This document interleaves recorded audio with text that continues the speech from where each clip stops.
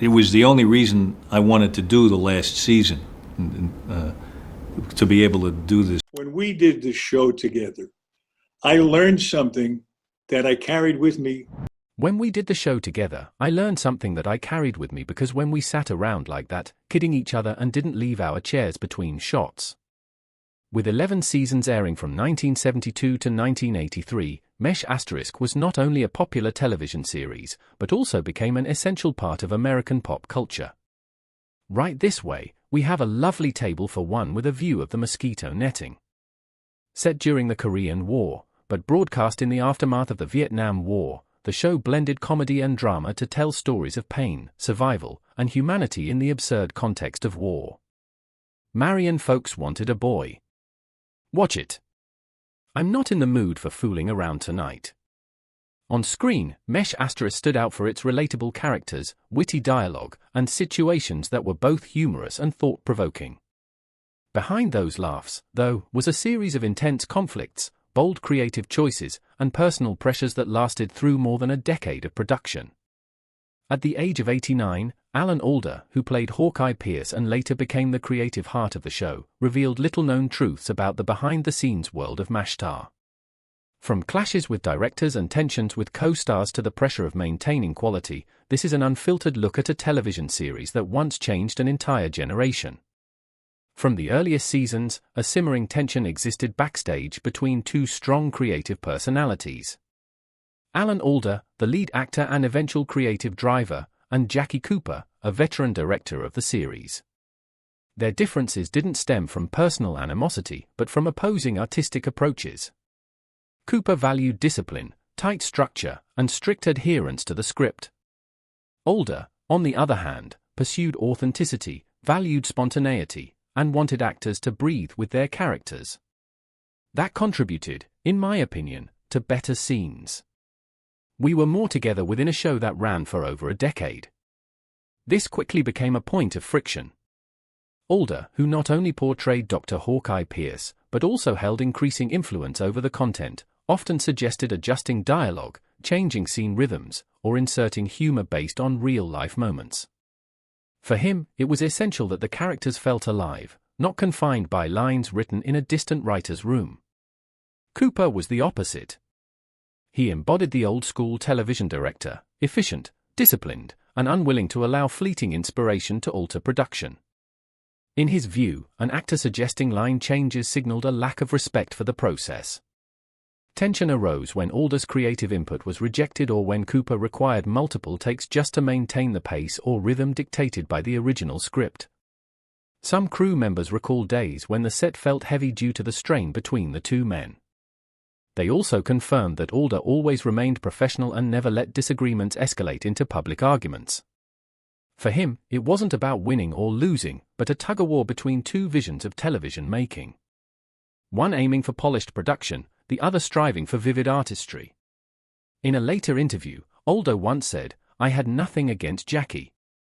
We just saw the show through different lenses." To me, MASH Asterisk was a chance to reflect on humanity. And humanity is never as perfect as a scripted line. Eventually, Cooper left the show. There was no dramatic announcement, no scandal. But that change marked a turning point in creative direction. From then on, MASH Asterisk began to shift more clearly toward Alda's vision. Deeper, more spontaneous, and layered with emotion.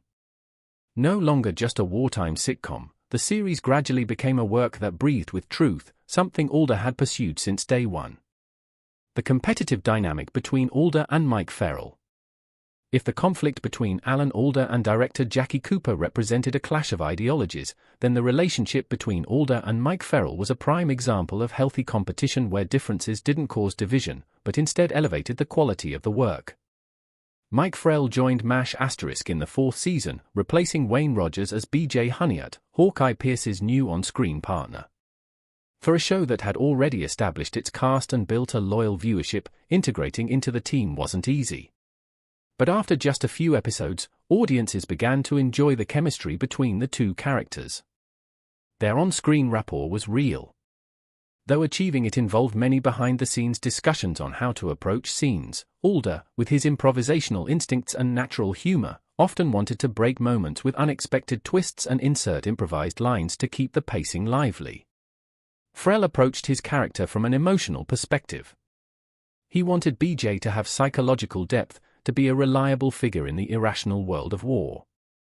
These differing approaches meant they didn't always agree on how to perform a scene. In an interview with the Television Academy Foundation, Frel shared, "Alan was incredibly focused and had very high standards that sometimes created pressure, but it also pushed me to be my best." They occasionally debated over line delivery, scene transitions, or whether a moment should end with a joke or a somber pause. Even with their clear differences, mutual respect held them together. Alden never imposed his opinions on Frel, and the reverse was also true. They experimented, revised, and agreed on the best solution for each scene. This collaborative flexibility made the Hawkeye-BJ duo not just the narrative backbone of MASH*, but also one of the most memorable pairings. In American television of that era, neither tried to overshadow the other. Instead, they drew on each other's strengths to elevate the scene. It could be said that their differences made them ideal scene partners. Their subtle competition didn't cause rifts. It fueled creativity. Frel once said simply, "Without Alan, I couldn't have played BJ as well as I did." In the entertainment world full of ego and rivalry, the relationship between Alda and Frel stood out as a rare example of professional collaboration where differences weren't eliminated but harmonized for something greater. The quality of the story, the challenging casting process. In MASH*, each major role was carefully chosen, but not everything went smoothly. Some pivotal decisions were born out of coincidence or last-minute choices. Sometimes those risks created unforgettable characters. Loretta Swit, later remembered as Major Margaret Hot Lips Houlihan, almost didn't make it into MASH star. When she was invited to audition, she was still bound by a contract with another television show. Fortunately, that project didn't last as long as expected, allowing her to become an integral part of MASH star. In a later interview, Swit admitted, "I wasn't available. But somehow things lined up just right. It was almost fate." Her character, initially written as a hot-tempered woman, evolved into a complex figure, both strong and vulnerable, far beyond the initial comic mold. In contrast to Swit, Larry Linville entered the role of Frank Burns with a very clear direction. He would be the character the audience didn't like. Frank was prideful, rigid, sycophantic to his superiors, and hypocritical. All traits that made him easily detestable. But Linville didn't shy away from that. He saw it as a chance to shape a well-rounded antagonist. "I knew Frank wasn't going to be loved," Linville said in an interview. "But I wanted to make him real enough for people to hate him and still believe he could exist in real life." After Linville left the show in Season 5, David Ogden Stiers was brought in as a new character, Major Charles Emerson Winchester III. No one expected Stiers to replace Frank, but the pressure was undeniable. By then, MASH* was already a hit, and inserting a new character into its established structure was a big gamble. Stiers chose a different path. Winchester wasn't clownishly funny, but rather cold, intelligent, and occasionally arrogant. He didn't try to grab laughs, but offered a sharp contrast to the rest of the cast.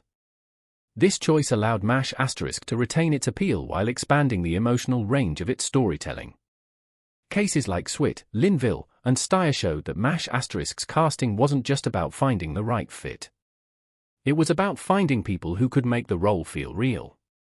Those last-minute risky or unconventional choices helped the characters break free from sitcom stereotypes, becoming vibrant, multidimensional figures that lived on in the audience's memory.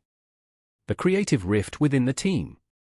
When MASH** first aired in 1972, its format was quite clear, a sitcom set during wartime, blending humor with just enough humanity to create depth.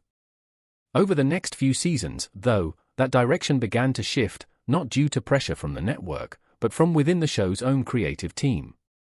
Alan Alda was the driving force behind this transformation. With his growing role in both writing and directing, he didn't want MASH** to remain just a comedy for entertainment. Alda saw the show's potential to reflect the realities of war, human complexity, and emotional wounds not visible under the stage lights. He proposed introducing more serious storylines, psychological trauma, ethical dilemmas in battlefield medicine, and decisions without clear right or wrong answers. This change wasn't universally embraced. Some members of the writing and production staff believed MASH * should retain its sitcom identity, accessible, evenly paced, and not too heavy. Tensions began to surface after the third season when episodes started to include scenes that were no longer funny but left haunting impressions, especially for viewers who had lived through war. Larry Galbart, the show's head writer, was deeply affected by this shift. As the architect of the show's sharp, satirical humor in the early seasons, Galbart gradually felt out of place as MASH * leaned more into drama. After season 4, he chose to leave the show, officially citing creative exhaustion. In an interview with the Los Angeles Times, Galbart candidly stated, "At some point, you have to know when to walk away. I love the show, but it was heading in a direction I could no longer steer." The internal divide wasn't limited to the writing. Network pressure from CBS also contributed to underlying tension as MASH * became more serious. Some critics claimed the show was falling out of sync with audience tastes. A portion of loyal viewers wanted the humor to remain intact, while others praised the added depth as the very thing that made MASH * special. Caught between art, market demands, and personal expression, MASH * became a delicate balancing act. Alda and the remaining team stayed committed to a deeper narrative direction, knowing full well that each step forward could mean someone else stepping away. And that's exactly what happened. The later seasons grew more complex, more layered, but also left a longer-lasting impact than any other sitcom of its time. Why some cast members left the show? When a show spans multiple seasons, cast changes are inevitable. With MASH *, staying with the same character and setting for over a decade demanded more than professional endurance. It had a profound effect on personal lives as well.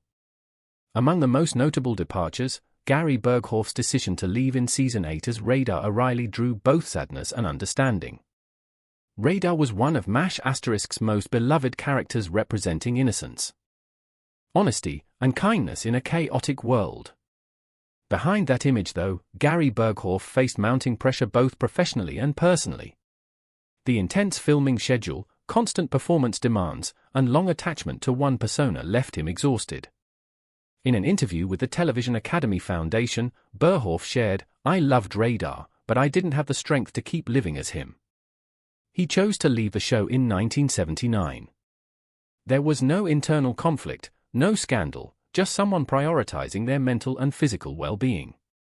His departure left a noticeable void in the cast. So much so that the writers devoted 2 full episodes to say goodbye to Radar, an uncommon honor for a supporting character. Berghoff's return for the special episode Goodbye Radar held deep meaning. It wasn't just a farewell to the audience, but the closing of a personal journey. In his departure scene from Unit 4077, Radar didn't say much, but his eyes, his walk, and his silence spoke volumes. It was no longer acting, but the genuine emotion of someone who had lived inside a role for too long, now stepping away with grace. Berghoff's case wasn't unique. Longtime cast members of MASH * have acknowledged the psychological toll of spending over a decade immersed in a simulated war zone. Even as a comedy, MASH * was never light. Themes of death, trauma, responsibility, and ethics were ever present. For actors, embodying those realities daily, then returning to normal life was a real challenge. Ultimately, the departure of Berghoff and others reflected a truth faced by all long-running shows: the line between artistic dedication and personal preservation. It's a difficult choice, but sometimes necessary to retain what matters more, inner peace beyond the screen. The show's evolution through each season. In the early seasons, episodes often revolved around humorous situations, inside jokes, and exaggerated silliness from a few characters. Over time, though, the storylines began to venture into grey areas where laughter came with a tinge of bitterness. Characters once painted in clear strokes started to reveal contradictions. A skilled doctor could doubt his own conscience. A jokester might break down after witnessing too much loss. Alan Alda was the driving force behind many of these transformations. As he became involved in writing and directing several episodes, MASH * gradually shifted away from traditional sitcom structure to focus more on emotion, character depth, and inner conflict. Alda didn't want to tell stories just for entertainment. He wanted viewers to think, to engage, and to feel. These changes didn't happen in a vacuum. The American social context at the time, post-Vietnam, widespread distrust in government, a growing anti-war movement, created a collective mindset among the public, skepticism, fatigue, and a yearning for humanity. Though MASH** was set during the Korean War, its messages aligned perfectly with the mood of its broadcast era. Several standout episodes marked this turning point. Sometimes You Hear the Bullets, Season 1, was one of the first to allow a main character to truly confront helplessness in the face of death. The Interview, Season 4, filmed in black and white mock documentary style, demonstrated MASH**'s willingness to experiment with form to express truth. By the final seasons, topics like psychological trauma, ethical crisis, and internal collapse became essential parts of the narrative. MASH** was no longer a war comedy. It became a story about people in war, after war, and sometimes in battle with themselves. That journey wouldn't have happened without the show's courage to evolve and Alda's unwavering commitment to a greater vision, creating something truly meaningful, not only for the moment, but for years to come. The cast's relationship after the show ended.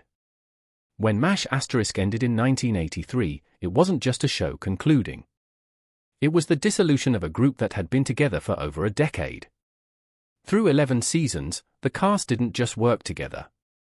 They shared deeply personal moments, weddings, births, losses, and growth.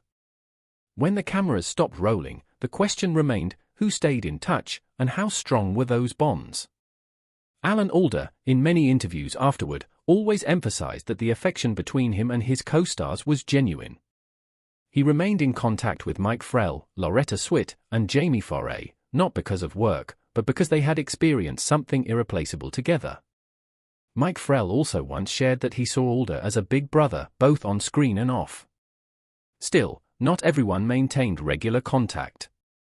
Some actors stepped away from the spotlight after the show, opting for more private lives. Differences in lifestyle, geography, or simply time caused some connections to fade. But during reunions, anniversary events, special interviews, or tribute shows, the emotion always returned intact. Viewers often saw them hugging, laughing, or tearing up as they remembered those who had passed, like Harry Morgan and David Ogden. Each actor viewed their time on MASH** differently. But the common thread was gratitude. Loretta Swit called it the greatest artistic gift of her career. Jamie Foray once said, no role afterward ever made him feel as alive as Klinger. For them, MASH** wasn't just a platform. It was a place where they became their best selves on camera and in their craft. Interestingly, the gap between their characters and real personalities wasn't very wide. Alda was more like Hawkeye than people realized, smart, kind, and steadfast. Frell also once said that he and BJ shared beliefs in humanity and anti-war values. Perhaps that's why their bond wasn't just a product of acting, but of living shared values. After the show, each went their own way, but MASH** remained a shared memory. A place where they once cried, laughed, and created something far beyond a job. And while time may have faded many things, one truth seemed to hold steady: they had once been a real family, both on screen and off. From laughter to silence, from on-screen battles to behind-the-scenes struggles, MASH** proved that television could do more than entertain. It could heal, reflect, and remind us of what makes us human. Compassion. What do you think about the behind-the-scenes truths of MASH*? Leave your thoughts in the comments below. Don't forget to subscribe and turn on notifications to catch our latest videos.